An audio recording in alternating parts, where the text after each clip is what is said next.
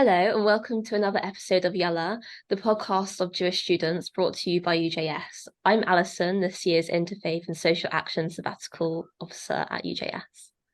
And I'm Daniel, co-founder of Huddersfield JSOC.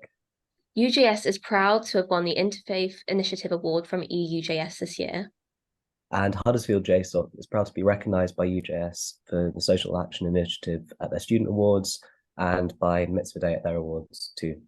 As it is Interfaith Week, with Mitzvah Day at the end of the week, we are delighted to be joined by Laura Mark, CBE, the founder of Mitzvah Day and the co-founder of the Jewish Muslim Women's Network, Nisa Nashim.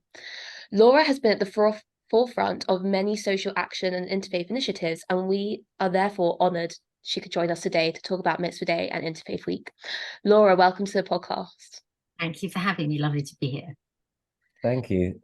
So, Laura, can you tell us a bit about your story, about what your childhood was like, and were you involved in the community growing up?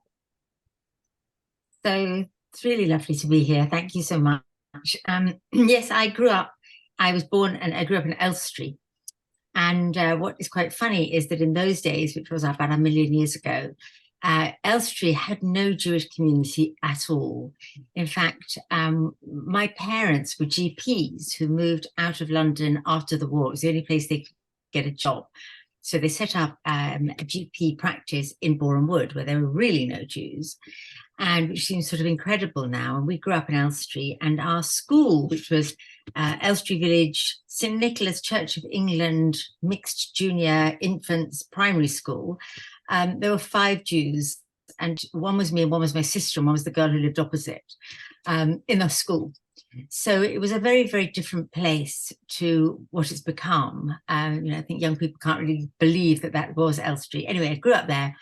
I actually went to both Southampton High School and Haberdashers. So I always say that I know at least half of Northwest London as a result of that. And where there were a lot of Jewish kids, we were members of what was then Stonegrove Reform Synagogue, which is now Edgware and Hendon District Reform. And we were very involved in our shul when we were little. We sang in the choir. We had to go to Hebrew classes, which we hated, of course. And we got very involved in Habonim. And Habonim was a very big youth movement in London in those days, and it's much more northern now.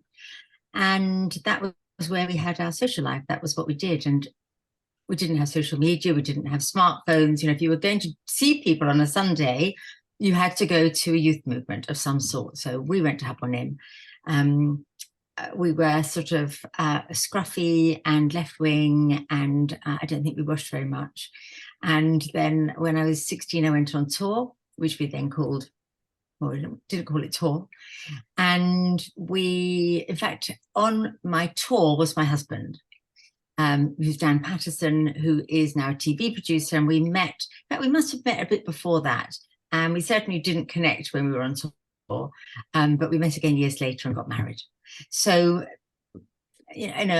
relatively typical, I suppose, in that I had Jewish friends and I had non-Jewish friends, and I went on tour and I went to UCL, where I ran the JSOC many, many years ago, and have always stayed involved in Jewish life. Having said that, I was not terribly involved in Jewish life in my 20s and 30s. And then we moved to America. We moved to America when we had 3 small children, and we moved because of my husband's job. And he was working in television, and we had this opportunity to go to live in Los Angeles. And we couldn't get our children into schools there. They were 2, 4, and 6. We couldn't get them in. So eventually we tried the Jewish schools. And the Jewish schools in Los Angeles, so the Jewish population of Los Angeles is about 600,000, which is about double the Jewish population of Britain. But of course, much smaller than New York. And people said to us, a British Jewish family? Oh, you're so welcome. And every Jewish school we went to sort of welcomed us with open arms. Our children went to Temple Israel of Hollywood, which is a true name for a school, even though it sounds ludicrous. And that was really my re-entry into Jewish life. I've been working in advertising. My career was in marketing and advertising communications. And it wasn't until then that I thought, this is what I'm going to do. I'm going to get involved in the Jewish and the interfaith world. Amazing. Thank you so much. So you mentioned that you were part of UCL JSOC. What was it like for you? Goodness, it seems like a million years ago. So there was a Hillel house on just by what was the law faculty. Is it still the law faculty at UCL? On what's the name of that street? There was a big Hillel house, and we used to go there because it was the best hot, cheap food for miles around. So you could go there and have chicken for lunch if you're feeling like doing that. Which was that was as near as I ever got to Hillel, I think.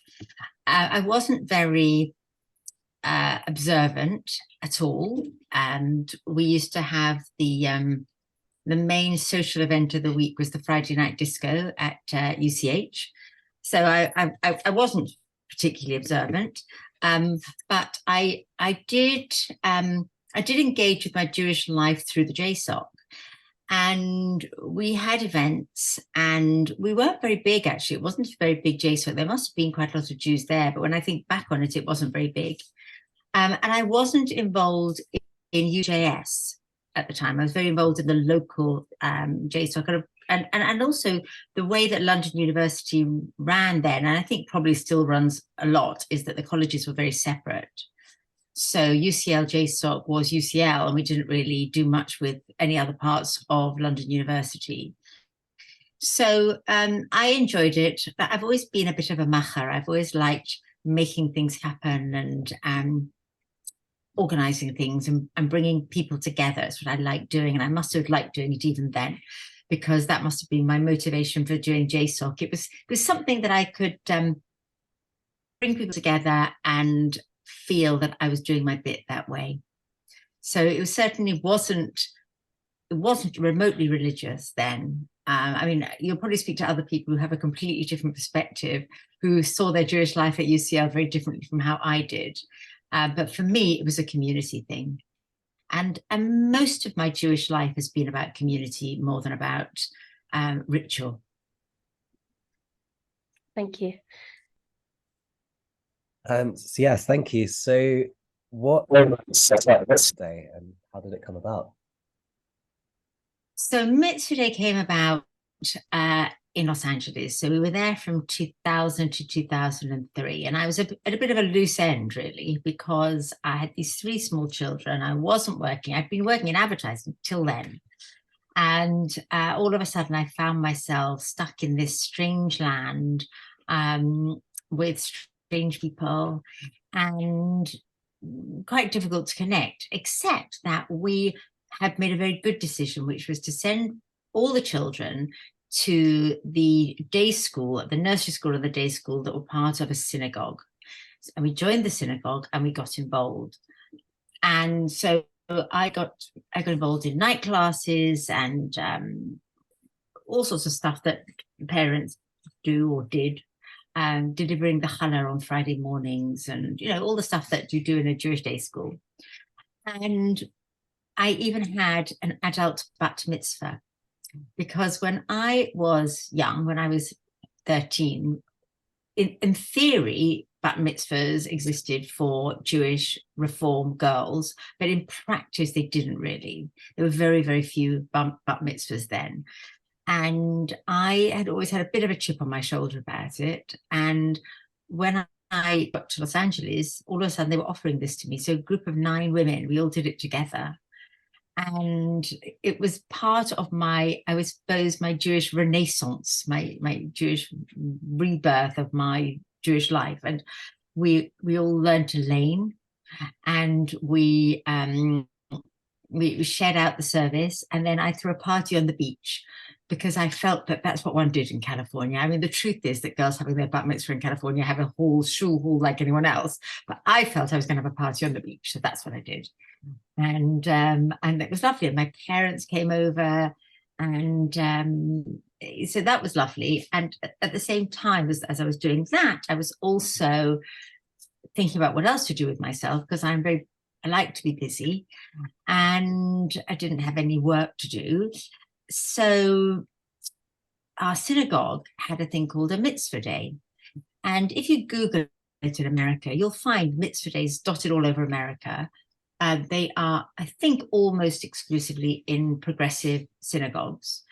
It's never been taken on as a sort of mass movement, if you like. It's sort of, people have one and they call it a Mitzvah Day. Now, our one at Temple Israel of Hollywood actually was very forward thinking, because not only did it involve Jews, but it involved all sorts of other faith communities. And so I remember we had Buddhists and we had nuns, we had all sorts of people involved in our Mitzvah Day. And our job was to go to we were allocated to go to this old people's home in downtown Los Angeles on a Sunday afternoon in the middle of the winter, in the middle of Koreatown. And so it was an old a home for elderly people from Korea who clearly didn't speak any English. We turned up with about 3 families, about 10 kids, lots of tambourines and, you know, noise and chaos and biscuits and, I don't know, probably kosher cakes, and sort of stormed through the doors. These elderly people looked at us like we were crazy. And then we suddenly thought, well, what do we sing to people from Korea who are living in Los Angeles in this really bleak place on a Sunday afternoon with no visitors? And so my husband plays guitar, and I tease him that he loves a bit of Kumbaya, and he's at his happiest when he's leading a sing-along. You should invite him to UJS one day. And he, you know, we worked our way through sort of this land is your land, this man. Eventually, we found the one thing they knew that we knew was the Beatles. So we sang through our whole repertoire of Beatles songs. The children stomped up and down. I mean, these poor old people, I don't know what they thought, but I had one of those profound moments that you have just occasionally in life, where I noticed that these very isolated people, elderly people, were sitting there and their fingers were tapping, right? And the staff, who were having one of those grim Sunday afternoon days, were singing along. My kids got it, and I got it. I suddenly realized that we were doing something that mattered. And the beauty of Mitzvah Day for me is that most people set up charities when something awful's happened to them. Right? So people set up a cancer charity when they've had a parent die from cancer, or a child die from cancer, or something terrible happen. Or people set up things around leukemia when they've had it. You know what I mean? Mostly people have a passion for something because it's affected them personally. And I had never at that point had anything really bad happen to me that I wanted to set a charity up about. But Mitzvah Day, I realized very early on, allows you to be passionate about whatever you want. And for me, the passion is about doing things and making things happen and making the world better. I didn't have a specific cause. It's not like it's all about food banks. The food banks are very much part of our work. For me, the passion was about making the world better. That's it. Bringing people together, making the world better. That's it. That's what I care about. And Mitzvah Day allowed me to do that. So when I came back to England in 2003, we potted around. We had the first Mitzvah Day in 2005. And it was because I was doing some marketing consultancy for what became the JW3. And those days it was virtual. It didn't have a building. It was still sort of something people were talking about. And the woman who was running it is a woman called Juliet Simmons, who's a fantastic woman. You should talk to her. She said, she and I were talking, and I said, why don't we try this thing called a Mitzvah Day? Anyway, that was in 2005. We had about 150 people, and it went from there. So the motivation has always been about 2 things: doing things that make the world better and bringing people together. And the interfaith part of Mitzvah Day started very early on. Like, I knew from the word go that it needed to be interfaith, that the Jews needed something to feel proudly Jewish about. It's interesting, you listen to Raymond these days, he talks about turning up the volume of Jewish life at the JW3, and he's got another phrase for it as well, and I call Mitzvah Day something similar. I say it's proudly in your face Jewish. That's what it is. It's proudly in your face Jewish. And we could have changed its name over the years. You know, we thought about, should we call it Interfaithy Day or Abrahamic Interfaithy Day or anything, or Good Deeds Day. In fact, in Los Angeles, they changed the name of Mitzvah Day to Big Sunday because they didn't need the Jewish. We need the Jewish, right? We're a small community. Sometimes right now, you know, the Jews are really, really reluctant to go out on the streets and scream Jewish. I mean, I still wear my Magen David, you can see, but a lot of people are not. There's a lot of anxiety out there. And you know, here we are approaching Mitzvah Day in 10 days' time. How are people going to feel about going out on the streets as Jews? I don't know. But what I do believe is that it's Mitzvah Day is Jews at our best. That's what it is. It's Jews at our best. It is giving our time, giving our hearts and our souls and our lives to charities that need us. We don't collect money on Mitzvah Day. We don't collect money. Why? Partly because it forces you to do something. You know, you've got to go and dig. If you're doing an environmental project, you can't just write a check for whatever. You've got to go and get a spade or a trowel, and you know, not really what I do, but that's what we do. And the other thing about not collecting money is it's very good for us as Jews to be seen to be not collecting money, because there are so many negative prejudices around Jews and money. We don't do it on Mitzvah Day. What we do is we give our time, all got the same amount of time. There's no differentiator on time. We've all got the same amount.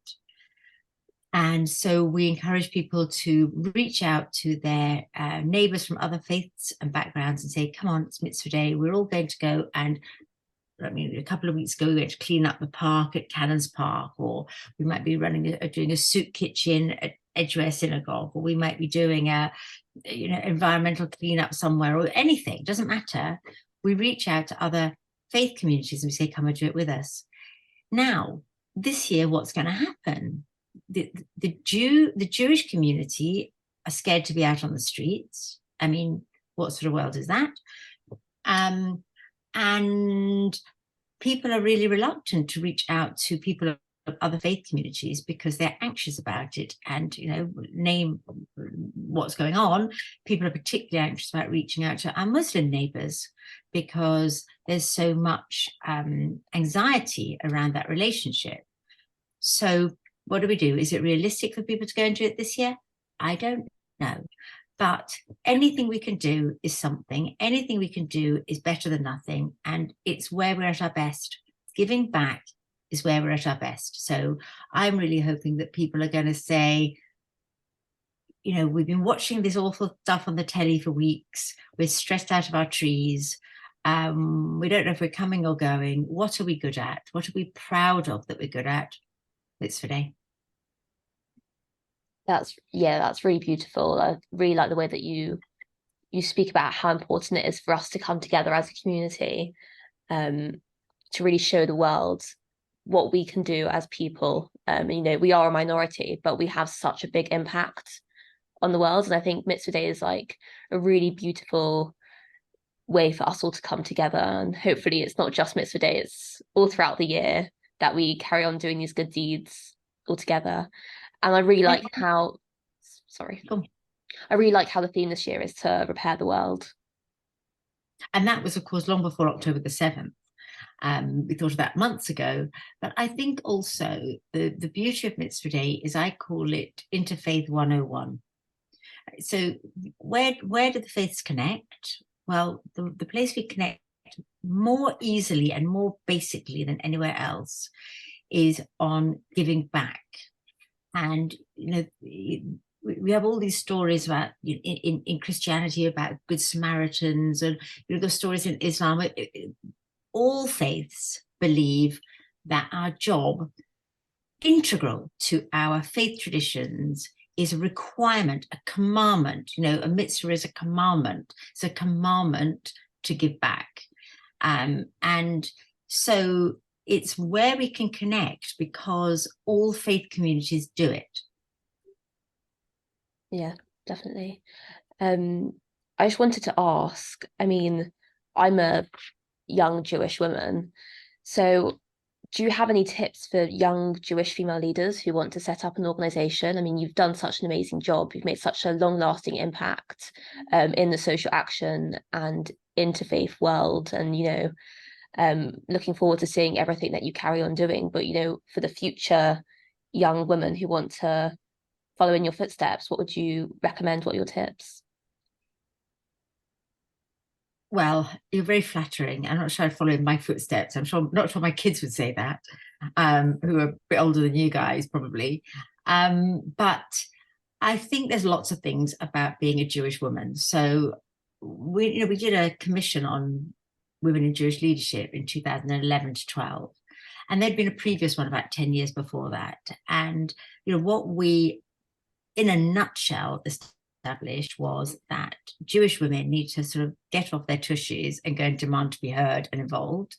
Jewish organizations need to break down their barriers, many of which are very subtle and hard to see, and actually do something about letting Jewish women in. And the third one is we've got to prioritize this and see that it's important. So it's got to come from both ends. It's got to come from the organizations, and it's got to come from the women themselves. And let me tell you a little bit about Nisan Hashim, because Nisan Hashim came out of my belief in both the importance of women and also the need to bring in, Jews and Muslims together. So Julie Siddiqui and I had this idea that we'd both been working in women's empowerment and in interfaith relationships. And we thought, the people who are best equipped to do this are the women. Why? Not because we're cleverer, particularly, but because on the whole, particularly in the faith communities and particularly in the Jewish and Muslim communities, the women are sidelined. And that means that people don't tend to hear their voices in the same way. And of course, there are examples of where that's not the case, but sort of culturally, historically, familiarly, deeply ingrained, we are a patriarchal society and community and society, but particularly community. So how do we get the women's voices held? How do we help the women feel empowered? And how do we do something about the Jewish Muslim antipathy, if you like? And we decided women were the way to go. And there's so many peace initiatives. Northern Ireland is the one that's often held up as an example of where women made a big difference, but they are marginal at the table in peacemaking. So I'm a great believer in the power of women. And if you were asking for advice, I would say probably link yourself up with other powerful women. Because there's something, and I sort of almost hate the word, but there's something in that sisterhood which is very strong and very supportive, so long as you are open about it and you're not sort of covertly being very competitive and backbiting. So long as you're open about it and say, how can we as women support each other to do X, Y, and Z? And some of the strongest relationships I've had and some of the most useful relationships I've had have been with women of other faith communities who understand what it's like being a relatively marginalized, subtly marginalized woman, and do a lot about it. So I have a daughter who's 27, and I find it so fascinating how the misogyny within the Jewish community, and it's the same in the other communities, how it has morphed over the years. It's no longer acceptable. It's no longer allowed, but it's there and it's subtle. So I would say, my advice to young women is know it's there, and know that with some strong teamwork, there's a lot of things we can do. Thank you. It's great advice. Thank you.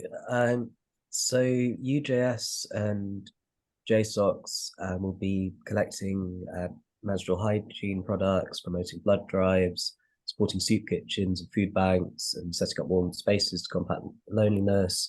But what else can people do to help on Mitzvah Day? I would say probably the biggest thing you can do to help this Mitzvah Day is to make a noise and feel proud. I know it's going to be difficult on campus. I really, really know that. And I am gutted because I think that you're only a student for a few years, and this will make life for a lot of students when I say this, I mean the crisis will make life for many students difficult. And that's nothing to do with the ins and outs of who's right and who's wrong.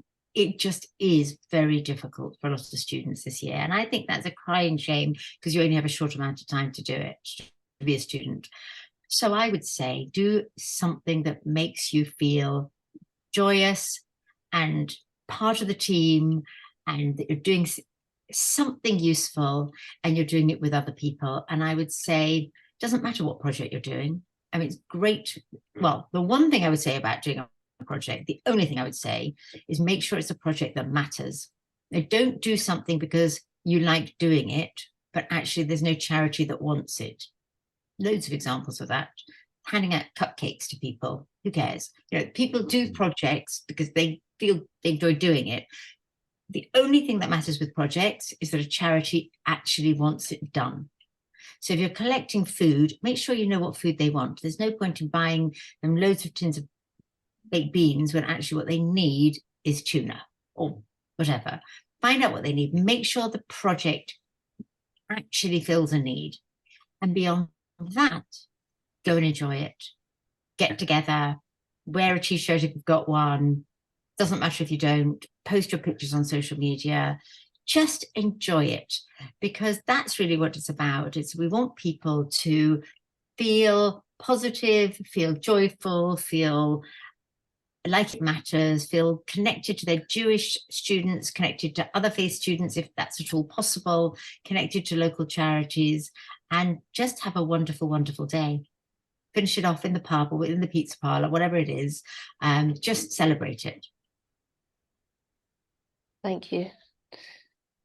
I really like that. Yeah, it's really important about seeing what's actually needed and fitting yourself into that. So just moving on to Interfaith Week, you've mentioned a bit about Nisa Nashim, but why do you think interfaith work is so important? We're 300,000 people, right? We live in the wider world. And how many Jews are in the world? 16, 17 million, something like that. You know, we're a small community. And we need to be part of society. You know, I'm a great believer in integration. I think there's a big difference between integration and assimilation. So assimilation is where you basically become part of wider society, and integration is where you integrate who you are into wider society. So I'm a Jewish woman, and that's very important to me. And as a Jewish woman, I need to contribute to society and be part of the wider world. I don't fundamentally believe in, it works for some people. For me, it doesn't. I don't believe in living in a tiny little ghettoized silo. I want to be out there in the world, and I want to share my experiences and my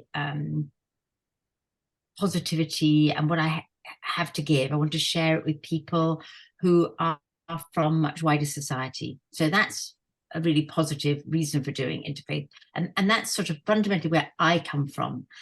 I also can see that there's a sort of, if you like, tactical reason to do Interfaith, which is that if people know us, they probably hate us less, right? So all the evidences, all the academic evidences that where outsiders, that using their terminology, where outsiders are known, they are less feared, they are less outsiders. And so I think there's a tactical reason for doing Interfaith, which is that, you know, we have a whole history of anti-Semitism. We have, you know, centuries of anti-Semitism, and being part of wider society, so they can see that we don't have horns, we don't do all sorts of other things that people attribute to Jews. We're just ordinary people, no better, no worse than anybody else. And I think that no better, no worse is quite important, because sometimes Jewish people, and I suppose other people from other different faith groups too, sort of really see their own faith community as better. And of course, we are affiliated to our own faith community. Of course we are, of course I am. But different people have different things to contribute. And recognizing that different people contribute to our world, I think is really helpful. And I think that it helps us in terms of appreciating other people and not seeing ourselves as different and separate. So I think there's the sort of joyful part of Interfaith, and there's the sort of more tactical part of Interfaith, and I think they both matter. Interfaith Week was set up about the same time as Mitzvah Day, and it's run by the Interfaith Network, and Harriet Crabtree's a great woman, she runs it, and we get on very well, and we sort of worked around how to make this work and decided that Mitzvah Day would fit very comfortably. We were already in November. The reason we were in November is because it's in the month of Heshvan, and Heshvan is the month of no festivals. So a decision was, we talked about it right at the beginning, decided that one good reason to put Mitzvah Day in November was because it's a sort of festival-free zone. So it had a chance of establishing itself, because we weren't sort of competing with Pesach. We're not going to compete with Pesach, are we? So it sort of sits there. I don't think Interfaith Week is there because of that. I think Interfaith Week is there probably because it's somewhere between the autumn and Christmas. So, you know, you look for gaps in the calendar. But I think it's a great idea, and I think it's a great idea to celebrate the work of the faith communities. And, you know, there are lots and lots of days of stuff now. When Mitzvah Day, when we set up Mitzvah Day, there weren't that many. Now there are gazillions of days of stuff, you know, the day of everything you can possibly think of. And does that make it less important? I don't think so. I think it's a day in the year where you celebrate social action. Does that mean to say we don't do social action the rest of the year? Obviously not. But on Mitzvah Day, we celebrate it, we focus on it, we give it our love and our attention and our resources and our manpower and our everything.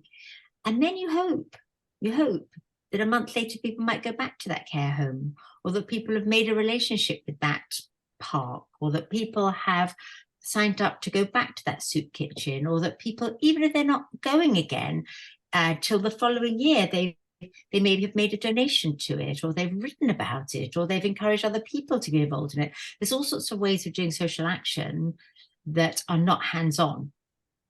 And hopefully the connections and the relationships and the experiences we have at Mitzvah Day will mean that people will go and do it again. So I'll tell you, a few years ago, we took sixth formers from 3 schools to a city farm. And so there were Jewish, Muslim and Christian sixth form girls.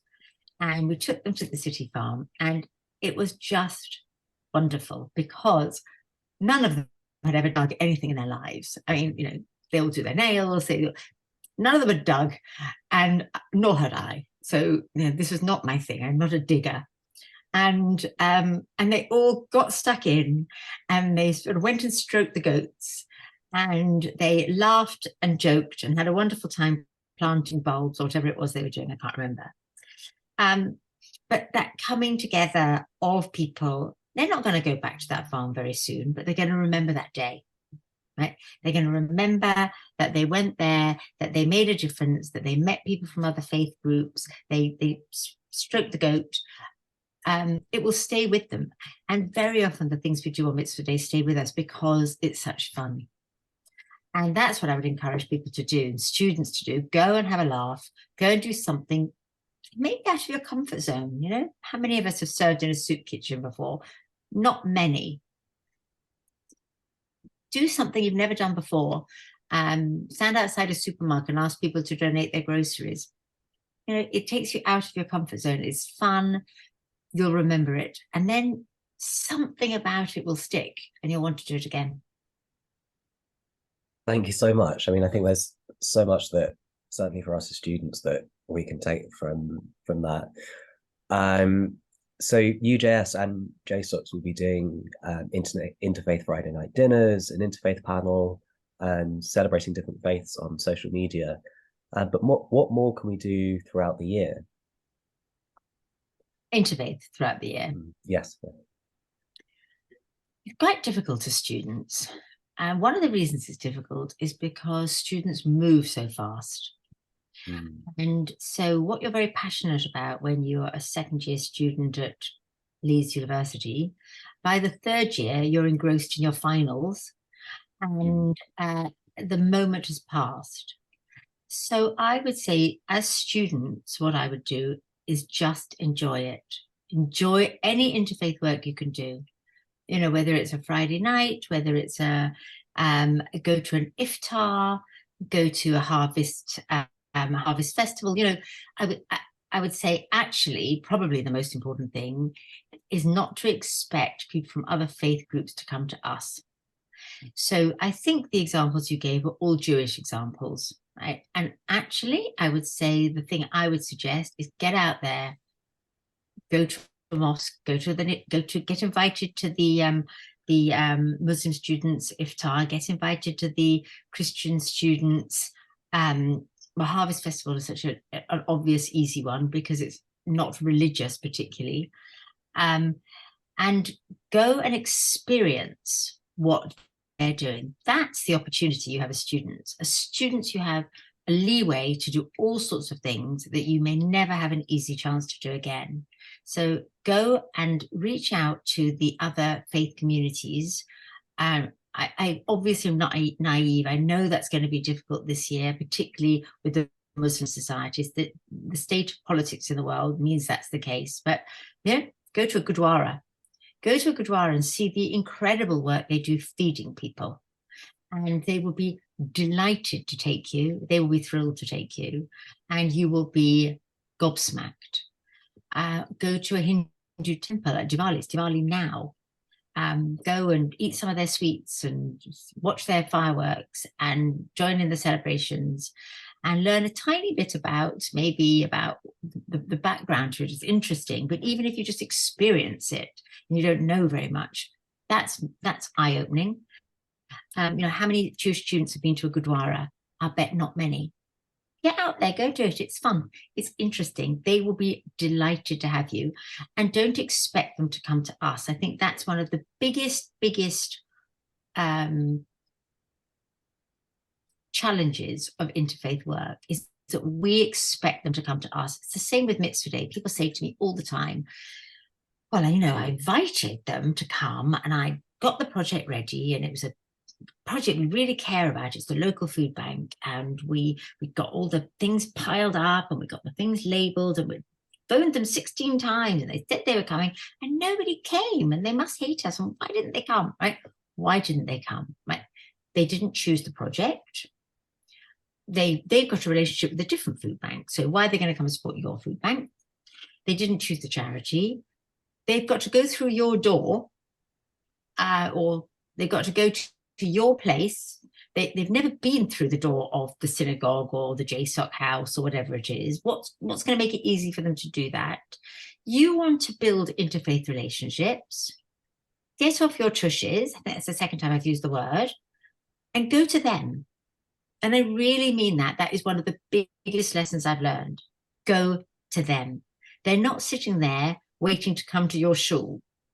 They are waiting for us to go to them. And if we really are serious about it, go to them. Yeah, thank you. I mean, UJS are working with the National Multi-Faith Youth Centre, and we are actually running a trip to Gurdwara during Interfaith Week, which will be a really amazing opportunity for Jewish students to, learn about different faiths and also have one of those communal meals that you were talking about. So, I mean, we're really looking forward to that. Me I'm sure especially, they'll feed you well. thank you. No, I've never been to one before, so I'm really excited as well. And they'll be worried about food because they'll worry about kashrut. They're vegetarian mostly, and you'll be fed vegetarian. Most Jewish students will eat vegetarian food that isn't kosher. And if you can't, then tell them in advance very politely that so they're not offended. It'll be a group of the Jewish students may not. Most Jewish students will very happily eat their vegetarian meal that they've prepared with love and care and fresh vegetables and love. That's what they've done. So I'm always sort of very touched by how hard people work to make me feel welcome. When I went last week to a mosque in Morden, great big mosque there. It's an Ahmadiyya mosque, and the Ahmadiyas are a particular sect, if you like, of Muslims. And they were so welcoming and they were so warm, and they couldn't be more thrilled to have us there. So I took a headscarf with me in case it was needed. I wore it when I was in the mosque part where the women were praying. The rest of the time, some of the women did and some didn't. I just wanted to be respectful and get it right. Just sort of try and be respectful to them, and they'll be respectful to us. Yeah, we will be wearing headscarves, and I think it's really important, if we want people when they come into our space, to wear kippots or to cover their heads, or to, cover their knees, then that's, it works both ways. I guess that's really important. Yeah.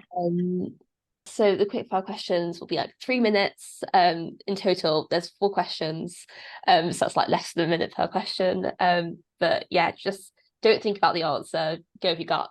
Who is your biggest role model? My mum. Actually, possibly my grandma. My grandma Nathan, who was scary and very sort of proper, but I think about how hard it was growing up what she did as a woman. And she wanted to be a teacher and she wasn't allowed because Jewish women, you couldn't get married if you were a teacher. And she just found her way through. A bit more surface level, this one, but do you have a favorite TV show? Well, Succession, Bake Off. I'm not very sophisticated in my TV viewing. I mean, truth is, I avoid the news at the moment. I think a lot of people do. So anything that is trivial and light and easy. I mean, Succession wasn't trivial or light, but I was gripped, and Fauda, and any of those gripping series that just hold you in. And of course, this week we have to say Friends, of course, because of the tragedy there. So Friends as well. Oh, Yeah, I can't say this. I have to say my husband's TV shows. Whose Line Is It Anyway? And Mock the Week. they are great shows. Brilliant, yeah. Do you prefer audiobooks, podcasts, or listening to music? Well, I'm not much of a reader, if truth be known. It's one of the things I'm not proud of, but now you know. So I probably podcast. My husband's a big music listener, so there's usually music on around the place, and it's usually the Beatles or something old. And I find that I can walk the dog more happily if I've got my headphones in and I'm listening to a podcast. So I may well have Woman's Hour on if you see me in the park. And perhaps the most important question of all, what's your favorite Jewish food? Vegetarian, don't eat meat. Otherwise I'll probably say roast chicken because I still miss it. But I love everything. I can't put down to one thing. arugula. I think my favorite Jewish food is challah, actually. I think it's challah because there's something about that moment on a Friday night when you sit down to that squidgy piece of challah. And I may have counted my carbs all week long. And it's just like, challah it just sums it all up for me. And I don't bake my own because I'm not a great baker. My skills are limited, but I'm very good at buying it. And I could tell you within the first mouthful where it came from. And that moment of Friday night squidgy challah-ness is where it's at. I completely agree. I think Yes, it's up there on the list for me. Yeah. I have it with a bowl of chicken soup. So Can't do that when you're giving up meat. no. So thank you so much for speaking with us today. It was really amazing to hear about Interfaith Week and Mitzvah Day. You spoke so beautifully about it all and how we can improve interfaith relations and social action work throughout the year. So yeah, thank you for your time. Thank you for joining us today. And thank you everyone for listening, and stay tuned for more podcasts and keep up to date on via our social media at UJS_UK. Thank you so much. Thank you for having me. It was really, really fun. Thank you.